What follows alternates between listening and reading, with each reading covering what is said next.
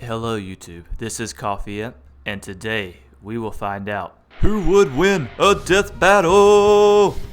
No, but seriously, today we'll be discussing what I believe to be the top 4 strongest NPCs in Monster Hunter World. Before we get started, as always, these are just my opinions based on information I have gathered, and you may agree or you may disagree, and that's perfectly fine. Additionally, the lore in this game is lacking, to say the least.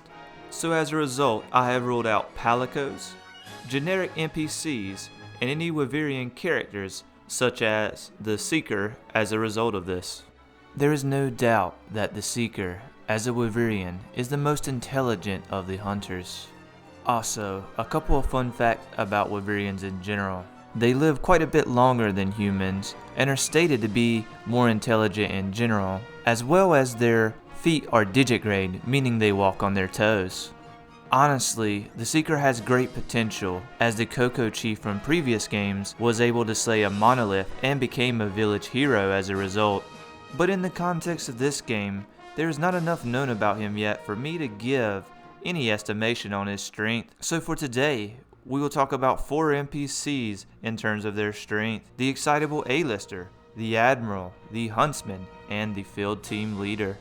So starting with the 4th strongest NPC in this game, the Field Team Leader. What do we know about him? Well, we do know he trains new recruits, and that he is the commander's grandson. Also, from some dialogue later in the game, we know that the Huntsman is his master, so we can safely put him below the Huntsman. We also know he wears what appears to be low rank gear, so in terms of strength, I would list him as a low rank hunter and possibly a high rank one, but that would be a bit of a stretch. So moving on to the 3rd strongest NPC in this game, the Excitable A-lister. We meet the A-lister early on in our hunting journey, and we find out then that he is also an A rank hunter, and through bits of his dialogue we find out that he is an ace of just about every weapon.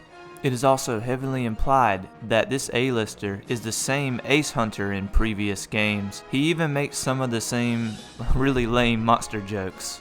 The Ace Cadet is also the youngest member of the Guild Knights, an elite team of hunters who pursue poachers.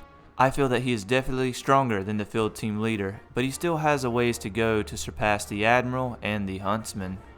This is further supported by an in-game cutscene where the A-lister is absolutely bodied by the Nergigante when the Huntsman is not. The Admiral was a tricky one for me. In terms of strength, he is definitely the strongest NPC in this game, but he has stated directly that the Huntsman is a better fighter and swordsman than him, but that he could beat him in an arm wrestling match. And also, in a cutscene in Iceborne, he is able to lift up a massive boulder and block a Rajang attack with it, which is absolutely ridiculous, and based on some really complicated calculations I have made, means he is very suyoi. And a fun fact about the Admiral: his former partner was none other than the Meowscular Chef. And now for the number 1 NPC, the one who stands at the top of the world, the Huntsman.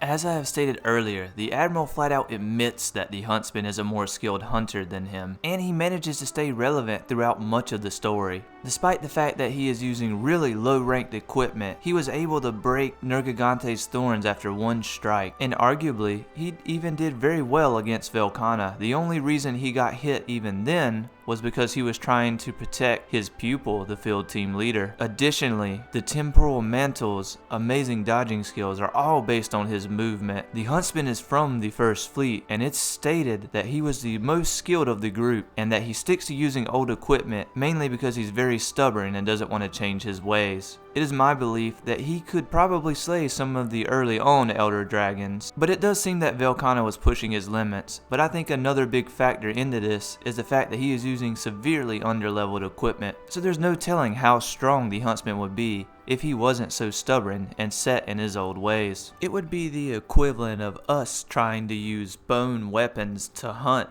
Elder Dragons. Well, that's it for this video. I had a lot of fun making it, and if you guys enjoyed it as well, do me a favor and like and subscribe. I'll continue to release 1 video a week on Fridays. Also, I have linked my Twitch channel in the description, as I do stream on Thursdays and Fridays, 7 to 9 p.m. Eastern Time. And as always, may the Sapphire Star light your way.